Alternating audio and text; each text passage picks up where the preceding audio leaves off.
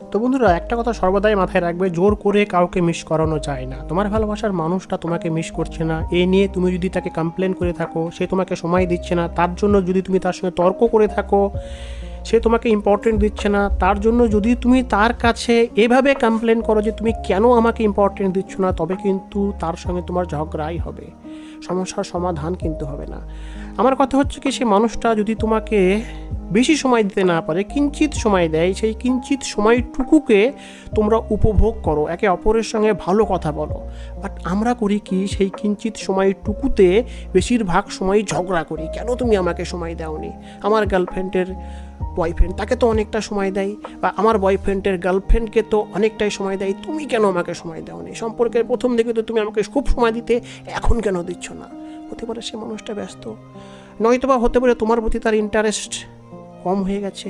Interest কম এই জন্যই হয়ে যায়, সম্পর্কের মধ্যে অতিরিক্ত কথাবার্তা বলা, দেখা দেখি করা, বা ফিজিক্যালির কারণে হয়তো সম্পর্কটার মধ্যে ইন্টারেস্ট লুজ হয়ে গেছে, তার জন্য তোমাকে কিছুটা সময়ের জন্য হলেও স্পেস মেনটেন করে চলতে হবে। যতটুকু সম্পর্কটার মাঝে জড়ালে সে মানুষটার তোমার প্রতি ইন্টারেস্ট একই রকম থাকবে, সেরকমভাবে নিজেকে সে মানুষটার কাছে প্রেজেন্ট করো। আর যদি বেশি বেশি প্রেজেন্ট করিয়ে থাকো, যদি সে মানুষটার সঙ্গে অনেকবার ফিজিক্যালি করে ফেলো, তবে তোমার প্রতি তার ইন্টারেস্ট লুজ হবে, এর জন্য তুমিই দায়ী। সে কেন তোমাকে মিস করবে? তাই সে মানুষটা যদি না মিস করে থাকে, তার না মিস করার কারণে তাকে কমপ্লেন না করে একটিবার ভেবে দেখো যে এই মিস না করার পেছনে তোমার কোনো ভুল নাই তো। দ্বিতীয় কথা হচ্ছে, আমরা অনেক সময় কথা বলাকালীন বেশিরভাগ সময় সামনেকার মানুষটার ভুলবশত যে কথাগুলো তারা বলে থাকে,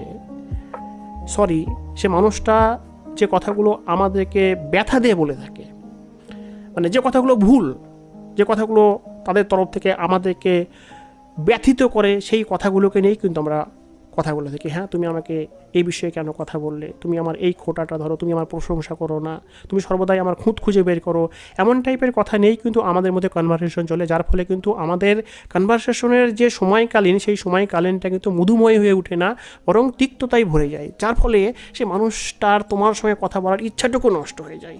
এর ফলে হয় কি, সে মানুষটা তোমার সঙ্গে কথা বলার জন্য কেন তোমাকে মিস করবে? এর জন্য তোমাকে করতে হবে কি, তোমার তরফ থেকে যে টপিকের উপর কথা বললে সে মানুষটা সন্তুষ্ট হবে, সে টপিক কেন্দ্রিক সে মানুষটার সঙ্গে কথা বলো। আর যদি তোমাদের সম্পর্কের মধ্যে ঝগড়া হওয়ার সিচুয়েশন ক্রিয়েট হয়, সেই মুহূর্তে দুজনের মধ্যে কোনো একজন ঠান্ডা মাথায় বলবে যে দেখো, এখন আমাদের সম্পর্কের মাঝে ঝগড়া হতে পারে, তাই ফোনটা রেখে দেওয়াই বেটার, যার ফলে কিন্তু কথা বাড়বে না, ওখানেই কিন্তু কথা স্টপ হয়ে যাবে। এর ফলে সম্পর্কটার মধ্যে তিক্ততার সৃষ্টি হবে না।